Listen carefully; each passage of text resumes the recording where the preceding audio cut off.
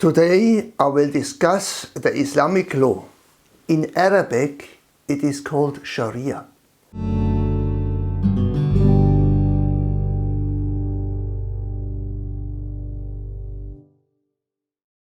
This is a rather complicated topic, but I try to present it understandably. In my book, Ask Your Muslim Friend, we will find this topic in section 1.4. The Arabic word Shari'a denotes the way a Muslim should follow on the way to a place rich in water. Remember, Islam started in Arabia, where most of the land is desert. Therefore, having water is crucial, and whoever has water has life. Now we will look at the following. Why is it necessary for the Muslims to have the Islamic law? How are the laws made?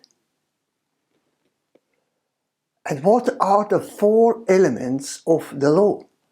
Who has the authority to issue each particular law? How are the laws implemented? And why are many of the laws in Islam to the disadvantage of women? It is a fact that when Muhammad died in 632, he did not appoint any leader who would replace him and be the judge for the Muslim people to give solution to legal questions. With the expansion of the Islamic Empire and the growing time distance from Muhammad, new questions of legal practice arose. For Muslims, it was always clear that the lifestyle and behavior of Muhammad was the proper order to follow, since it is believed that this is all according to Allah's inspiration and guidance. The Quran and the Hadith or Sunnah provided some guidelines for Islamic law. However, how should Muslims decide when problems arise for which neither the Quran nor the Hadith reveal a solution? A way out is found in the principle of ijtihad, using human reason. Muslim scholars did use new legal questions from the Quran and the Sunnah texts. Consequently, a third and fourth principle of jurisprudence emerged from a mixture of traditions and legal practice. The four authorities of Islamic law are the basis for legal practice, and they are as follows. First, the Quran obviously is the first and highest source and is considered the most important base of Islamic law. Secondly, the important source is the written Hadith. These are the sayings and customs of the Islamic prophet Muhammad. Thirdly, it is called qiyas. These are newly arising cases and are solved via conclusion by analogy, using the rules of logical deduction and following known cases. The fourth authority of Islamic law is called ijma. This occurs when using the Quran, the Hadith or the qiyas cannot solve cases.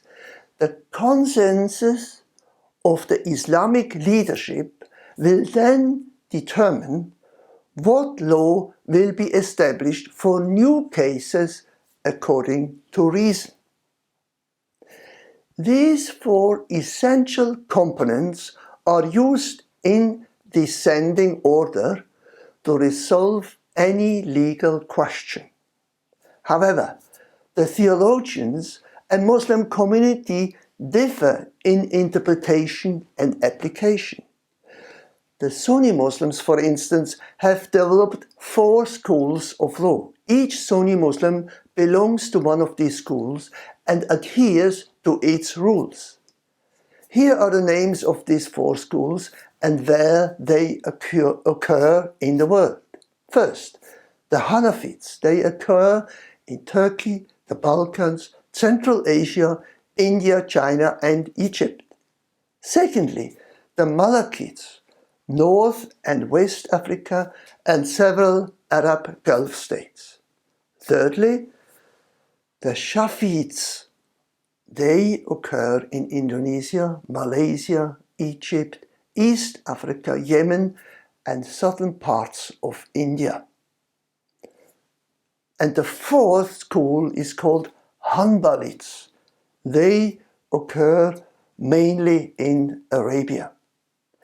These 4 schools share many laws but often differ on particular hadith they accept as authentic, and the way given to analogy and reason may also differ. The Shia Muslims have their own school of law called the Jafiri school. Amongst them, they are more flexible in that every jurist has considerable power to alter a decision according to his opinion. In Shia Islam, the fatwas are prominent. These are the legal opinions of Muslim leaders regarding exceptional cases. Such fatwas arise at a particular time in history and are binding for the whole Muslim community. One well-known fatwa is issued by Iran's former spiritual leader Ayatollah Khomeini, calling for Rushdie's death. In 1988, Rushdie published the book The Satanic Verses, which caused violent protests in many countries. The fatwa called for any Muslim to kill Rushdie, and putting him to death will be seen as a favor to Allah. An organization in Iran even offered a large sum for his assassination. Rushdie lived in hiding and under police protection in England and then in the States. He had been attacked several times, and the most recent attack was in August 2022 when Rushdie was attacked on stage while giving a lecture in New York. He survived the stabbing but lost one eye. If you want to know more about the Satanic Verses, click here. The Shari'a contains mainly religious but also different public commandments that aim for the joint realization in the community. It is evident that practical application is only possible in an Islamic community in its state. It is not easy for Muslims to accept all the Islamic laws while living in a Western society. 3 options are open for them. First, the Islamists. Muslims try to fulfill the laws as closely as possible, following the lifestyle of their Prophet Muhammad. They live in a ghetto mentality, whereas contact with Western people is avoided as much as possible. The Western style of living is viewed as evil and haram. Secondly, the liberal Muslims. These Muslims believe that the Sharia is valid only in a limited scale within a non-Islamic state. Liberal Muslims freely choose which laws they want to obey and which not. They decide in their community, family, or individually which laws to keep in their present situation. Thirdly, the modern Muslims do not question the Quran and the Sunnah's place, but try to find new interpretations of the Sharia. It is a contemporary application of the law into modern society. They justify, for instance, the use of computers, though Muhammad never had one. As one can imagine, there is a large variety among the different Muslims worldwide concerning the understanding and application of the laws. The reason for the differences depend on the following. First, the authority of the Quran and how to apply it. Secondly, many hadiths are different amongst the Muslim groups. Thirdly, Sunnis, Shiites and other Muslim groups differ on the authority to issue fatwas. Fourthly, the application of human reason called ijtihad varies from each Muslim scholars and community. The fifth point is the different uses of secular and religious courts and their authority. Let me also mention the so-called adat law. The adat law is the law existing in a specific community already. It is the customary law. It is vital amongst the indigenous peoples of Malaysia and Indonesia. It is the unwritten traditional code of conduct governing the aspects of personal behavior during life. The question is now, when Islam is introduced to such countries, what is the authority of the adat law in respect to the Islamic law, the Shari'a? Can it exist side by side, or is a mixed application possible? Usually, local scholars decide on this issue and give instruction for each particular application. If you look at these laws in Islam, you will notice that most laws are to the advantage of man and the disadvantage of woman. Why is this so? Please also see section 1.7.3 in my book, Ask Your Muslim Friend. Here are some examples of unjust laws. Some are based on the Quran, some on the Hadith, and some on Muslim scholar reasoning. For instance, a man may marry up to 4 wives. We find this in Surah 4, verse 3. A woman has no such privileges. Secondly, a woman inherits only half of what a man inherits. This we find in Surah 4, verse 176. Again, this law is unjust. Another law is that in an Islamic court, the evidence of 2 women counts as much as that one of 1 man. This we find in Surah 2, verse 282. It appears that a woman is only half worth of a man. We can rightly say Muslim traditional courts are accused of being anti-woman and, in many cases, inhuman. In August 2021, the Taliban gained power in Afghanistan. At that time, they said they would establish a new country with equal rights for everyone. However, what we have seen since then is just the opposite. They gradually introduce laws that mainly make life difficult and cruel for women. I received and read an overview report from Amnesty International and what laws the Taliban, who are a radical Islamic group, have introduced since their recent start of power in the year 2021.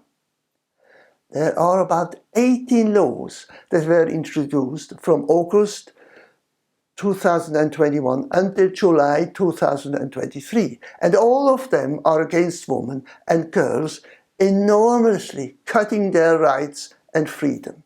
Some of them are as follows: no schooling for girls at higher schools, no sport for women, no access for women to higher education at university, total concealment for women in public, prohibition for women to travel alone. The report says that since the Taliban were in power, they systematically disenfranchised women and girls. It makes life for women very difficult and sad. And as a result, more than 100,000 female students have no access any longer to universities since the end of 2022. About 1.1 million girls have no schooling at upper school. And about 97% of all Afghan women in Afghanistan live below the poverty line. By visiting Muslims in their homes, besides mainly talking to men, sometimes women and children have told me about their lives. I noticed that in most cases, boys from a young age on have more rights than their sisters in a family. In Western societies, women usually have more rights than in Islamic countries. But for a Muslim family to live in a Western country is often difficult and can cause much tension. For instance, a young girl who is from a Muslim family told me that she has refused to stay any longer in her parents' home in Europe since her parents stuck to the laws of Islam with all its restriction for girls and women. She could no longer endure this injustice and ran away from her parents' home and moved into a flat with her European girlfriend. Another woman told me that the imam from the mosque told the Muslim men that they should prohibit their wives from going outside the house at night. If she refused to follow this law, she would be punished and all the people would see her naked, although she has clothes on. In summary, our discussion on Islamic law or Shari'a has revealed its complexity and diverse interpretations. We have explored its sources, principles, and varying applications across different Muslim communities worldwide. Gender inequality within Sharia has also been discussed. Emphasize the need for more equitable interpretations. Recent events in Afghanistan serve as a poignant example of the tangible impact of these laws of women's rights. It is essential to engage in open dialogue and promote justice and equality in the application of the Sharia. Thank you for listening. Have a good day and God bless you.